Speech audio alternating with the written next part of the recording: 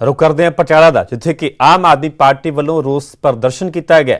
सिक्ख्या मंत्री विजेंद्र सिंगला की कोठी के अगे रोस मुजाहरा किया गया। निजी स्कूलों की फीस नूं लैके यह रोस प्रदर्शन किया गया। कोठी के बाहर वड्डी गिनती के इस तो बाद पुलिस भी तैनात कर दी गई। सो विजेंद्र सिंगला नूं विरोध का सामना करना पै रहा है। आम आदमी पार्टी जिहड़ी कि विरोधी धिर है पंजाब दे विच, उसदे वल्लों रोस प्रदर्शन किया गया। निजी स्कूलों की फीस नूं लैके यह रोस मुजाहरा किया गया। विद्यार्थियों के बच्चों के मापिਆਂ के हक के नितरी है। आम आदमी पार्टी लगातार यह मुद्दा भी गरमाउंदा जा रहा है। जिथे कि स्कूलों के वल्लों फीस की मंग की जा रही है, उत्थे ही मापिਆਂ का किते ना किते यह कहना है कि उन्होंने वल्लों ऑनलाइन पढ़ाई भी जिहड़ी इन्हां दिनां च नहीं करवाई गई। फिर फीस किस गल की, सो मुद्दा गरमाउंदा होया नज़र आ रहा है। इस करके आम आदमी पार्टी के वल्लों भी यह रोस प्रदर्शन किया गया। इस तो बाद कोठी के बाहर वड्डी गिनती में पुलिस तैनात कर दी गई।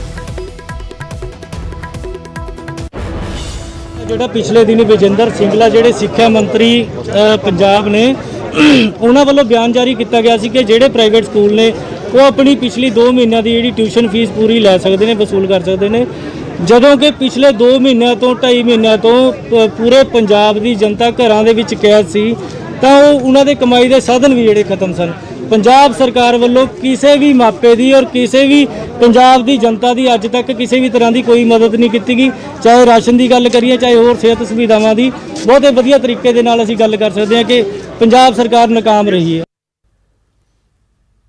जिथे कोरोना काल दे विच लोग एक दूजे के नेड़े जाण तो भी गुरेज करते हैं, पर कुछ लोग मनुखता की सेवा के लिए जान तली ते तर के बैठे हुए हैं। वेखो ये रिपोर्ट।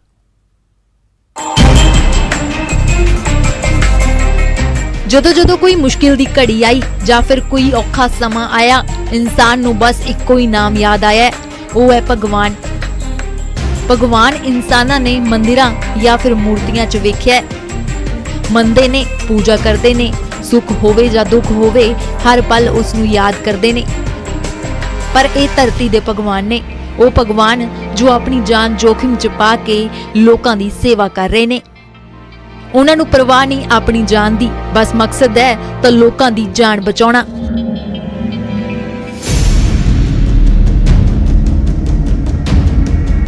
ਕੋਰੋਨਾ ਦੇ ਸੰਕਟ 'ਚ ਹਰ ਕੋਈ ਮੁਸ਼ਕਿਲ 'ਚ ਹੈ, ਬਸ ਉਮੀਦ ਹੈ ਤਾਂ ਧਰਤੀ ਦੇ ਭਗਵਾਨ ਤੋਂ, ਜੋ ਹਰ ਚੁਣੌਤੀ ਨੂੰ ਪਛਾੜ ਕੇ ਖੁਦ ਦੀ ਪਰਵਾਹ ਕੀਤੇ ਬਿਨਾਂ ਬਸ ਇੱਕ ਮਕਸਦ ਦੇ ਨਾਲ ਸੇਵਾ ਕਰ ਰਹੇ ਨੇ।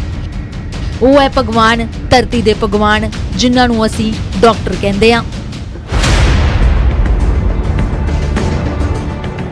कोरोना काल च हर कोई मुसीबत च है, पर उम्मीद है, हौसला है, हिम्मत है तो बस कोरोना योद्धियां ते, वो योद्धे जिन्हां नूं असीं जाणदे नहीं, पछाणदे नहीं, पर उही योद्धे ने जो सानूं खुद दी नहीं पर दूसरियां दी भी जिंदगी बचाउण दी प्रेरणा दिंदे ने। आम लोगों ने मैं भी जानना चाहना, घर दे विच एक बच्ची है, जहन दे विच की चलदा जदों ड्यूटी ते जांदे हो? देखो जी, डर जो बंदे नूं हुंदा है वो सब नूं लगदा है, बट ये डर ना जिन्ना अपने लिए नहीं सानूं लगदा, क्योंकि बीइंग ए डॉक्टर सानूं आदत पई हुंदी हैगी शुरू तो HIV, हैपेटाइटिस सारे मरीज़ां दी पहलां भी बीमारियां, स्वाइन फ्लू फैलिया, मतलब इदां दी बीमारियां आंदियां, डर सब लगदा सीगा, थोड़ा बहुत जिद्दां लगदा है कि चलो डायरैक्ट कंटैक्ट विच, बट हुण ये हुंदा है, हुण डर अपने लिए नहीं लगदा, हुण डर अपने बच्चे लिए लगदा है। ਇਹ ਹੁੰਦਾ ਹੈ ਕਿ ਇਹ ਨਾ ਹੋਵੇ ਕਿ ਆਪਾਂ ਘਰੋਂ ਜਾਈਏ ਡਿਊਟੀ ਕਰਨ ਤੇ ਬਿਮਾਰੀ ਘਰੇ ਲੈ ਆਈਏ। ਬੱਚਾ ਛੋਟਾ ਹੈ, 10 ਮਹੀਨੇ ਦੀ ਬੇਟੀ ਹੈ, ਹਜੇ ਬੱਚਿਆਂ ਦੀ ਇਮਿਊਨਿਟੀ ਉਨੀ ਨਹੀਂ ਹੁੰਦੀ। ਮੇਰੇ ਸਾਡੇ ਮਦਰ ਇਨ ਲਾਅ ਸਾਡੇ ਨਾਲ ਰਹਿੰਦੇ ਹੈ, ਉਹਨਾਂ ਨੂੰ ਕੋਈ ਸਾਡੇ ਕਰਕੇ ਪ੍ਰੋਬਲਮ ਨਾ ਹੋ ਜੇ, ਬੱਚੇ ਨੂੰ ਕੋਈ ਪ੍ਰੋਬਲਮ ਨਾ ਹੋ ਜੇ, ਇਸ ਚੀਜ਼ ਦਾ ਡਰ ਲੱਗਦਾ ਹੈ। ਸਾਨੂੰ ਆਪਣੀ ਡਿਊਟੀ ਕਰਦੇ ਡਰ ਨਹੀਂ ਲੱਗਦਾ, ਸਾਨੂੰ ਘਰੇ ਆਉਣ ਤੋਂ ਡਰ ਲੱਗਦਾ ਹੈ। ਕਦੇ ਜ਼ਹਿਨ ਦੇ ਵਿੱਚ ਆਇਆ ਕਿ छुट्टी ले ली जाए, या कदे इस तरह का ख्याल कदे आया कि घर दे विच बच्ची छोटी है, या फिर अज लगता है कि इंसानियत नूं जरूरत है? नहीं, छुट्टी लैन का तो कदे भी ख्याल नहीं आया। हुण जो ड्यूटी है, जदों डॉक्टर बनन का सोचिया सीगा उदों यही सोचिया सीगा इंसानियत की सेवा करनी है। हुण जदों सारी दुनिया नूं डॉक्टर्स की लोड़ हैगी है, तो हुण पिछे हटना तो हुण तो बिल्कुल ही वाजिब नहीं है।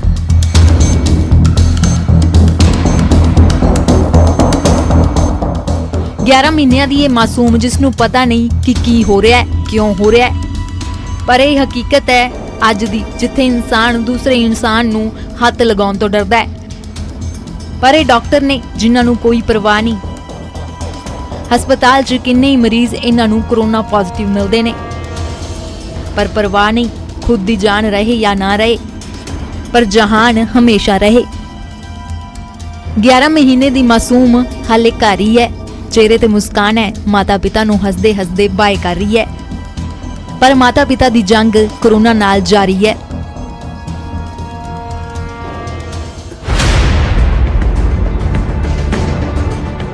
ਇਹਨਾਂ ਨੇ ਹਾਰ ਨਹੀਂ ਮੰਨੀ। ਡਾਕਟਰ ਪਤੀ ਪਤਨੀ ਇਸ ਲੜਾਈ ਨੂੰ ਆਪਣੀ ਬੱਚੀ ਦੇ ਨਾਲ ਲੜ ਰਹੇ ਨੇ।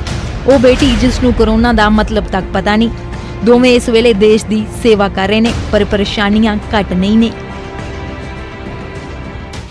ਸਾਡੀ ਜੋ ਮੈਂ ਇੱਥੇ ਆਈ ਸਪੈਸ਼ਲਿਸਟ ਹੈਗੀ ਹਾਂ ਤੇ ਜੋ ਰੂਟੀਨ 'ਚ ਆਪਾਂ ਅੱਖਾਂ ਦੇ ਜੋ ਮਰੀਜ਼ ਦੇਖਣੇ ਆ ਉਹ ਦੇਖਦੇ ਆ। ਐਮਰਜੈਂਸੀ ਡਿਊਟੀਆਂ ਲੱਗਦੀਆਂ। ਇੱਕ ਸਾਡੀ ਫਲੂ ਕਾਰਨਰ ਤੇ ਡਿਊਟੀ ਹੁੰਦੀ ਹੈ ਜੋ ਸਾਰੇ ਡਾਕਟਰਸ ਦੀ ਬਾਈ ਰੋਟੇਸ਼ਨ ਲੱਗਦੀ ਹੈਗੀ। ਜਿੰਨੇ ਇੱਥੇ ਡਾਕਟਰਸ ਹੈ ਸਭ ਦੀ ਲੱਗ ਰਹੀ ਹੈ ਉਹ ਡਿਊਟੀ। ਤੇ ਨਾਲ ਇੱਕ ਫੀਲਡ ਵਿੱਚ ਜਾ ਕੇ ਜਿੱਥੇ ਇਕਾਂਤਵਾਸ ਕੀਤਾ ਹੋਇਆ ਮਰੀਜ਼ਾਂ ਨੂੰ ਜਾਂ ਜਿਨ੍ਹਾਂ ਦੀ ਸ਼ੰਕਾ ਹੈ ਕਿ ਇਹਨਾਂ ਨੂੰ ਹੋ ਸਕਦਾ ਕਰੋਨਾ, ਉੱਥੇ ਜਾ ਕੇ ਸੈਂਪਲ ਲਈਦੇ ਆ। ਉਹ ਬਾਰੀ ਨਾਲ ਸਭ ਦੀ ਡਿਊਟੀ ਆਉਂਦੀ ਹੈ, ਉਹਦੇ ਵਿੱਚ ਸਾਡੀ ਡਿਊਟੀ ਆਉਂਦੀ ਹੈਗੀ ਹੈ। ਇਹ ਸੈਂਪਲਿੰਗ ਕਿਸ ਤਰ੍ਹਾਂ ਹੁੰਦੀ ਹੈ ਫਿਰ?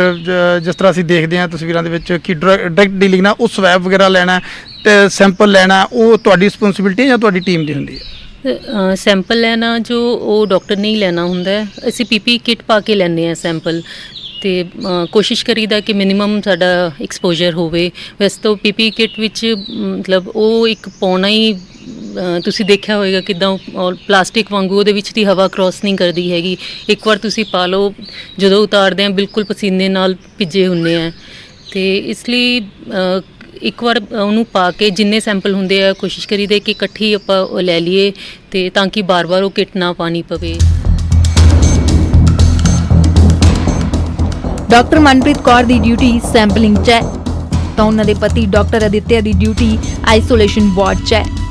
ਕਰੀਬ 1.5 ਮਹੀਨੇ ਤੋਂ 11 ਮਹੀਨੇ ਦੀ ਬੱਚੀ ਦਾ ਪਿਤਾ ਘਰ ਦੇ ਅੰਦਰ ਤੱਕ ਨਹੀਂ ਆ ਪਾਇਆ, ਪਰ ਜੇਕਰ ਕਦੇ ਘਰ ਗਏ ਵੀ ਤਾਂ ਗੇਟ ਦੇ ਕੋਲ ਖੜੋ ਕੇ ਖਾਣੇ ਦਾ ਟਿਫਨ ਲੈ ਕੇ ਵਾਪਸ ਆਉਣਾ ਪਿਆ, ਕਿਉਂਕਿ 21 ਦਿਨ ਤੱਕ ਆਈਸੋਲੇਸ਼ਨ ਵਾਰਡ 'ਚ ਡਿਊਟੀ ਦੇ ਬਾਅਦ ਹੁਣ ਬਾਹਰ ਹੌਸਟਲ 'ਚ ਕੁਆਰੰਟਾਈਨ ਕੀਤੇ ਹੋਏ ਨੇ ਡਾਕਟਰ ਅਦਿੱਤਿਆ। ਤੁਹਾਡੇ ਹਸਬੈਂਡ ਵੀ ਡਾਕਟਰ ਨੇ, ਉਹਨਾਂ ਦੀ ਡਿਊਟੀ ਕਿੱਥੇ ਹੈ ਔਰ ਇਸ ਵੇਲੇ ਕਿੱਥੇ ਨੇ ਅੱਜ? ਉਹਨਾਂ ਦੀ ਡਿਊਟੀ ਆਈਸੋਲੇਸ਼ਨ ਕਰੋਨਾ ਵਾਰਡ 'ਚ ਲੱਗੀ ਸੀ 3 ਹਫ਼ਤੇ। ਉਹ ਐਨਸਥੀਸੀਆ ਦੇ ਡਾਕਟਰ ਨੇ ਇੱਥੇ, ਤੇ ਉਹਨਾਂ ਦੀ ਡਿਊਟੀ ਮੇਨ ਜੋ ਪੇਸ਼ੈਂਟਸ ਉੱਥੇ ਐਡਮਿਟ ਹੈਗੇ ਆ ਜਿਹੜੇ, ਉਹਨਾਂ ਨਾਲ ਉਹਨਾਂ ਦੀ ਡਾਇਰੈਕਟ ਡੀਲਿੰਗ ਹੁੰਦੀ ਹੈ। ਉਹਨਾਂ ਦੀ ਡਿਊਟੀ ਦੇ ਵਿੱਚ ਹੀ ਆ ਪੇਸ਼ੈਂਟ ਜਿਹੜੇ ਹੁਣ 45 ਪੇਸ਼ੈਂਟ ਜਦੋਂ ਇਕੱਠੇ ਆਏ ਸੀਗੇ ਤਾਂ ਉਹਨਾਂ ਦੀ ਡਿਊਟੀ 'ਚ ਹੀ ਆਏ ਸੀਗੇ। ਤੇ ਉਹਨਾਂ ਦੀ ਕੀ ਕਰਨਾ ਹੁੰਦਾ ਕਿ ਜਦੋਂ ਪੇਸ਼ੈਂਟ ਆ ਗਿਆ ਪਹਿਲਾਂ ਤਾਂ ਇਹਨੂੰ ਅਸੈਸ ਕਰਨਾ ਹੈ ਕਿ ਉਹਦੇ ਰੂਟੀਨ ਦੇ ਜੋ ਬਲੱਡ ਸੈਂਪਲ ਭੇਜਦੇ ਆ ਉਹ ਭੇਜਣੇ ਹੁੰਦੇ ਆ। ਹਰ ਪੇਸ਼ੈਂਟ ਦੀ ECG ਕਰਨੀ ਹੁੰਦੀ ਹੈ ਜੋ ਕਿ ਡਾਕਟਰ ਦੀ ਹੀ ਜ਼ਿੰਮੇਵਾਰੀ ਹੈ। ਇਸ ਲਈ ਉਹਨਾਂ ਦਾ ਐਕਸਪੋਜ਼ਰ ਕਾਫੀ ਹੋ ਗਿਆ ਸੀਗਾ, ਡਾਇਰੈਕਟ ਐਕਸਪੋਜ਼ਰ। ਵੈਸੇ ਤਾਂ PPE ਕਿਟ ਪਾਈ ਹੁੰਦੀ ਹੈ ਤਾਂ ਆਪਾਂ ਉਹਨੂੰ ਮਤਲਬ ਇੱਕ ਮੰਨ ਕੇ ਚੱਲਦੇ ਹਾਂ ਕਿ ਵੀ ਨਹੀਂ ਪ੍ਰੋਬਲਮ ਹੁੰਦੀ, ਬਟ ਬੱਚਾ ਛੋਟਾ ਹੋਣ ਕਰਕੇ ਆਪਾਂ ਇਸ ਚੀਜ਼ ਦਾ ਧਿਆਨ ਰੱਖਿਆ ਹੈਗਾ ਕਿ ਵੀ ਚਾਹੇ 3 ਹਫ਼ਤੇ ਜੋ ਡਿਊਟੀ ਖਤਮ ਵੀ ਹੋ ਗਈ ਹੈ ਤਾਂ ਉਹ ਘਰ ਨਹੀਂ ਰਹਿੰਦੇ, ਉਹਨਾਂ ਨੇ ਕੁਆਰੰਟਾਈਨ ਕੀਤਾ ਹੋਇਆ ਖੁਦ ਨੂੰ, ਕਿਉਂਕਿ ਮੋਸਟਲੀ ਉਹ ਕੇਸਿਸ ਜਿਹੜੇ ਸੀਗੇ ਸਿੰਪਟੋਮੈਟਿਕ ਸੀਗੇ। ਅੱਜ ਕੱਲ੍ਹ ਏਸਿੰਪਟੋਮੈਟਿਕ ਕੇਸਿਸ ਆ ਰਹੇ ਆ, ਇਸ ਲਈ ਪਤਾ ਨਹੀਂ ਚੱਲਦਾ ਕਿਸ ਨੂੰ ਹੈ ਕਿਸ ਨੂੰ ਨਹੀਂ। ਤਾਂ ਆਪਾਂ ਪਹਿਲਾਂ ਹੀ ਧਿਆਨ ਰੱਖਦੇ ਹੋਏ ਆਪਾਂ ਡਾਕਟਰ ਸਾਹਿਬ ਬਾਹਰ ਹੀ ਰਹਿ ਰਹੇ ਆ। ਤਾਂ 10 ਮਹੀਨੇ ਦੀ ਬੱਚੀ ਦਾ ਪਾਪਾ 15 ਦਿਨ ਪਹਿਲਾਂ 21 ਦਿਨ ਡਿਊਟੀ ਕੀਤੀ ਔਰ ਹੁਣ 14 ਦਿਨ ਦੇ ਲਈ ਕੁਆਰੰਟਾਈਨ ਹੈ, 14 ਦਿਨ ਫਿਰ ਘਰ ਨਹੀਂ ਆਉਣਗੇ। ਬਿਲਕੁਲ, ਹਾਂਜੀ, ਆਲਮੋਸਟ 9 ਦਿਨ ਹੋ ਗਏ ਆ ਜੀ, ਉਹ ਬਾਹਰ ਹੀ ਹੈਗੇ ਆ। ਤੇ ਹੁਣ ਤਕਰੀਬਨ 4-5 ਦਿਨ ਹਜੇ ਇੱਦਾਂ ਹੀ ਹੋਰ ਚੱਲੇਗਾ। ਬੱਚੀ ਬਹੁਤ ਮਿਸ ਕਰਦੀ ਹੈ ਪਾਪਾ, ਕਿਉਂਕਿ ਪਾਪਾ ਕਿੰਨੇ ਆਲਮੋਸਟ 2-3 ਮਹੀਨੇ ਤੋਂ ਪਾਪਾ ਕਹਿਣਾ ਇਹਨੂੰ ਪਤਾ ਹੈ ਕਿ ਪਾਪਾ ਹੈ, ਤਾਂ ਬਹੁਤ ਮਿਸ ਕਰਦੀ ਹੈਗੀ ਹੈ। ਵੀਡੀਓ ਕਾਲ ਜਦੋਂ ਕਰੀਦੀ ਹੈ ਤਾਂ ਕਈ ਵਾਰ ਰੌਲਾ ਪਾ ਦਿੰਦੀ ਹੈ, ਫੋਟੋ ਨੂੰ ਦੇਖ ਕੇ ਮਤਲਬ ਫਿੰਗਰ ਪੁਆਇੰਟ ਕਰਕੇ ਪਾਪਾ ਕਹਿੰਦੀ ਹੈ। ਡਰ ਸਭ ਨੂੰ ਲੱਗਦਾ ਹੈ, ਗਲਾ ਵੀ ਸੁੱਕਦਾ ਹੈ, ਪਰ ਸ਼ਾਇਦ ਜੋ ਇਸ ਵੇਲੇ ਕਰੋਨਾ ਵਾਰੀਅਰਸ ਨੇ ਦੇਖਿਆ ਹੈ ਉਹ ਕਿਸੇ ਨੇ ਨਹੀਂ ਦੇਖਿਆ। ਬਸ ਉਮੀਦ ਇਹੀ ਰਹਿੰਦੀ ਹੈ ਕਿ ਟੈਸਟ ਦੇ ਬਾਅਦ ਰਿਪੋਰਟ ਪੋਜ਼ਿਟਿਵ ਨਾ ਆ ਜਾਵੇ। ਨਪਿੰਦਰ ਬਰਾੜ, ਨਿਊਜ਼ 18। ਕੋਰੋਨਾ ਦੇ ਦੌਰ ਦੇ ਵਿੱਚ ਵਾਕਈ ਵੱਡੀ ਸੇਵਾ। ਸੋ ਨਿਊਜ਼ 18 ਵੀ ਅਜਿਹੇ ਕੋਰੋਨਾ ਯੋਧਿਆਂ ਨੂੰ ਸਲਾਮ ਕਰਦਾ ਹੈ। ਰੁਕ ਕਰਦੇ ਹਾਂ ਅਗਲੀ ਖਬਰ ਦਾ। ਸੰਗਰੂਰ ਦੇ ਪਿੰਡ ਰਟੌਲਾਂ ਦੇ ਸਰਪੰਚ ਗਗਨਦੀਪ ਸਿੰਘ ਤੇ ਗੰਭੀਰ ਇਲਜ਼ਾਮ ਲੱਗੇ ਨੇ। ਗਗਨਦੀਪ ਸਿੰਘ ਤੇ ਜਾਲੀ ਦਸਤਖਤ ਕਰਕੇ ਲੋਕਾਂ ਨੂੰ ਕੁਆਰੰਟੀਨ ਕਰਨ, ਇੱਕ ਸ਼ਖਸ ਦੀ ਕੁੱਟਮਾਰ ਕਰਨ ਤੇ ਆਪਣੇ ਭਰਾ ਦੀ ਉਂਗਲ ਵੱਢ ਕੇ ਤੇ 26 ਦਾ ਝੂਠਾ ਪਰਚਾ ਦਰਜ ਕਰਵਾਉਣ ਦੇ ਇਲਜ਼ਾਮ ਨੇ। ਪਿੰਡ ਰਟੌਲਾਂ ਦੇ ਵਾਸੀਆਂ ਨੇ ਸਰਪੰਚ ਗਗਨਦੀਪ ਸਿੰਘ ਦੇ ਖਿਲਾਫ ਕਾਰਵਾਈ ਦੀ ਮੰਗ ਕੀਤੀ ਹੈ। ਦਰਅਸਲ ਪਿੰਡ ਦੇ ਵਿੱਚ ਇੱਕ ਪਰਿਵਾਰ ਦੇ ਕੁਝ ਬੰਦੇ ਬਾਹਰੋਂ ਕੰਬਾਈਨ ਦਾ ਕੰਮ ਕਰਕੇ ਆਏ ਸਨ ਤੇ ਗਗਨਦੀਪ ਸਿੰਘ ਨੇ ਉਹਨਾਂ ਨੂੰ ਕੁਆਰੰਟੀਨ ਕਰ ਦਿੱਤਾ। ਇਸ ਦੇ ਲਈ ਹਵਾਲਾ ਦਿੱਤਾ ਗਿਆ ਕਿ ਉਹਨਾਂ ਦੇ ਗੁਆਂਢੀ ਵਰਿੰਦਰ ਸਿੰਘ ਦੇ ਪਰਿਵਾਰ ਨੇ ਉਹਨਾਂ ਨੂੰ ਕੁਆਰੰਟੀਨ ਕਰਨ ਦੇ ਲਈ ਦਸਤਖਤ ਕੀਤੇ ਨੇ। ਜਦੋਂ ਪਰਿਵਾਰ ਆਪਣੇ ਗੁਆਂਢੀ ਵਰਿੰਦਰ ਸਿੰਘ ਦੇ ਪਰਿਵਾਰ ਤੋਂ ਦਸਤਖਤ ਬਾਰੇ ਪੁੱਛਣ ਗਿਆ ਤਾਂ ਗੁਆਂਢੀਆਂ ਨੇ ਕਿਹਾ ਕਿ ਅਸੀਂ ਕੋਈ ਵੀ ਦਸਤਖਤ ਨਹੀਂ ਕੀਤੇ, ਜਿਸ ਦੇ ਬਾਅਦ ਵਰਿੰਦਰ ਸਿੰਘ ਦਾ ਸਰਪੰਚ ਦੇ ਨਾਲ ਝਗੜਾ ਹੋ ਗਿਆ ਤੇ ਸਰਪੰਚ ਨੇ ਵਰਿੰਦਰ ਸਿੰਘ ਤੇ ਹਮਲਾ ਕਰਕੇ ਉਸ ਨੂੰ ਬੁਰੀ ਤਰ੍ਹਾਂ ਜ਼ਖਮੀ ਕਰ ਦਿੱਤਾ, ਜੋ ਹੁਣ ਪੀਜੀਆਈ ਦੇ ਵਿੱਚ ਦਾਖਲ ਹੈ। ਗਗਨਦੀਪ ਨੇ ਸਿਰਫ ਇੰਨਾ ਹੀ ਨਹੀਂ ਕੀਤਾ ਬਲਕਿ ਵਰਿੰਦਰ ਸਿੰਘ ਦੇ ਪਰਿਵਾਰ ਤੇ 26 ਦਾ ਕ੍ਰਾਸ ਪਰਚਾ ਕਰਵਾਉਣ ਦੇ ਲਈ ਆਪਣੇ ਭਰਾ ਦੀ ਉਂਗਲ ਤੱਕ ਵੀ ਵੱਢ ਦਿੱਤੀ। ਉਹਨਾਂ ਨੇ ਜਦੋਂ ਘੇਰਿਆ ਜੀ ਸਾਰੇ ਡੰਡਾ ਲਲਕਾਰਾ ਦਿੱਤਾ ਜੀ।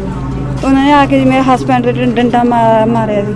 ਅੱਛਾ, ਹੋਰ ਵੀ ਕੁੱਟਮਾਰ ਕੀਤੀ? ਕੁੱਟਮਾਰ ਕੀਤੀ ਜੀ ਉਹਨਾਂ ਨੇ ਵਧੀਆ ਜੀ, ਸੰਗਲੀਆਂ ਤੀਆਂ ਉਹਨਾਂ ਨਾਲ ਕੁੱਟਿਆ ਜੀ ਲੱਤਾਂ ਤੇ ਮੇਰੇ ਵੀ ਬਾਂਹ ਤੇ ਲੱਗੀ ਜੀ ਸੱਟ। ਕੀ ਰੌਲਾ ਕੀ ਸੀਗਾ?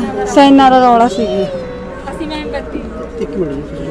ਹਾਂਜੀ, ਕਿਸ ਤਰ੍ਹਾਂ ਸੈਨਾ ਦਾ ਕਿਸ ਤਰ੍ਹਾਂ? ਅਸੀਂ ਜਾਲੀ ਅੰਗੂਠੇ ਲਵਾਏ ਸੀ ਜੀ ਉਹਨਾਂ ਨੇ। ਅੱਛਾ, ਜਾਲੀ ਅੰਗੂਠਿਆਂ ਦਾ ਬਾਹਰ ਵਿੱਚ ਜਾਲੀ ਅੰਗੂਠੇ ਲਗਾਉਂਦੇ ਸੀ? ਹਾਂਜੀ, ਜਾਲੀ ਅੰਗੂਠੇ ਲਵਾਏ ਤੇ ਜਾਲੀ ਅੰਗੂਠੇ ਲਵਾ ਕੇ ਜੀ ਅੰਦਰ ਕਰਦੇ ਸੀ ਲੋਕਾਂ ਨੂੰ। ਠੀਕ ਹੈ ਜੀ। ਤੇ ਉਸ ਤੋਂ ਬਾਅਦ ਕੁੱਟਮਾਰ ਕੀਤੀ, ਹੁਣ ਦਾਖਲ ਨੇ ਤੁਹਾਡੇ ਪਤੀ ਕਿੱਥੇ? ਹਾਂਜੀ, ਚੰਡੀਗੜ੍ਹ ਦਾਖਲ ਨੇ ਜੀ। ਕਹੀ ਹਾਲਾਤ ਕਿਸ ਤਰ੍ਹਾਂ ਦੇ ਉਹਨਾਂ ਦੇ? ਹੈ ਨਹੀਂ ਹਾਲਾਤ ਜੀ ਬਚਣ ਦੇ ਜੀ। ਉਹਨਾਂ ਨੇ ਜਾਲੀ ਗੁੱਠੇ ਲਾਏ ਨੇ ਜੀ ਆਪਦੇ ਘਰੇ, ਕਿੰਨਾਂ ਨੇ? ਸਰਪੰਚ ਨੇ ਜੀ। ਅੱਛਾ। ਉਹ ਇਹ ਕਰੋਨਾ ਵਾਸਤੇ ਅੰਦਰ ਬੰਦ ਕਰਦੇ ਤੇ ਸਕੂਲ 'ਚ। ਉਹ ਸਾਡੇ ਗਮੰਡੀ ਤੇ ਉਹ ਕਹਿੰਦੇ ਵੀ ਤੁਸੀਂ ਜਾਲੀ ਗੁੱਠੇ ਲਾਏ ਨੇ, ਉਹ ਸਾਡੇ ਨਾਲ ਬਰਖਲਾਫ ਤੇ। ਉਸ ਤੋਂ ਬਾਅਦ ਫਿਰ ਕੀ ਹੋਇਆ? ਉਸ ਤੋਂ ਬਾਅਦ ਜੀ ਇਹ ਜਿੱਦ ਪੇ ਮੁੰਡੇ ਕੁੱਟਮਾਰ ਹੋ ਗਏ ਆਪਸ 'ਚ ਜੀ। ਅੱਛਾ।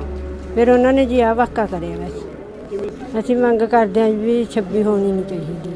ਇਹਨਾਂ 18 ਤਰੀਕ ਨੂੰ ਲੜਾਈ ਹੋਈ ਸੀ ਜੀ ਪਿੰਡ ਦੇ ਵਿੱਚ, ਜਿਹੜੇ ਬਾਹਲਾ ਜ਼ਿਆਦਾ ਪਰਿਵਾਰ ਕੁੱਟਿਆ ਜੀ। ਪੰਚ ਸੀਗਾ, ਸਰਪੰਚ ਨੇ ਕੁੱਟਿਆ ਤੇ ਉਸ ਮਸਲੇ ਵਿੱਚ ਸਰਪੰਚ ਨੇ ਉਹਦੇ ਛੋਟੇ ਭਰਾ ਦੀ ਮਤਲਬ ਉਂਗਲ ਵੱਢੀ ਸੀ ਜੀ। ਉਂਗਲ 26 ਕਰਾਉਣ ਦੇ ਵਿੱਚ ਕ੍ਰਾਸ ਪਰਚਾ ਕਰਾਉਣ ਦੇ ਕਰਕੇ ਅੱਜ ਅਸੀਂ ਐਸਐਸਪੀ ਸਾਹਿਬ ਨੇ ਸਾਰਾ ਪਿੰਡ ਨਗਰ ਗਿਆ ਸੀਗਾ ਵੀ ਇਹ ਸਹੀ ਇਨਕੁਆਇਰੀ ਸਹੀ ਹੋਣਾ ਚਾਹੀਦਾ, ਜੋ ਵੀ ਹੋਣਾ ਚਾਹੀਦਾ।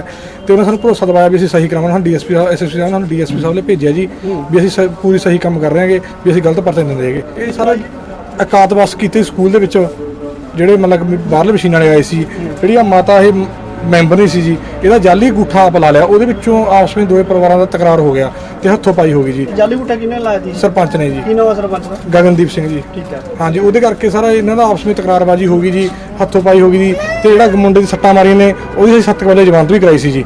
ਤੇ ਸਰਪੰਚ ਨੇ ਇਹਨਾਂ ਦੇ ਪਹਿਲਾਂ ਇੱਕ ਦਿਨ ਰੋੜੇ ਮਾਰੇ ਤਾਂ ਬੰਦੇ ਬੋਲੇ ਨਹੀਂ, ਨਰਮਾਈ ਕਰਕੇ ਵਰਤ ਗਏ ਜੀ। ਤੇ ਉਹਦੇ ਬਾਅਦ ਸਰਪੰਚ ਨੇ ਮਤਲਬ ਕਿ ਪਰਿਵਾਰ ਦੇ ਆਉਂਦੇ ਘੇਰ ਕੇ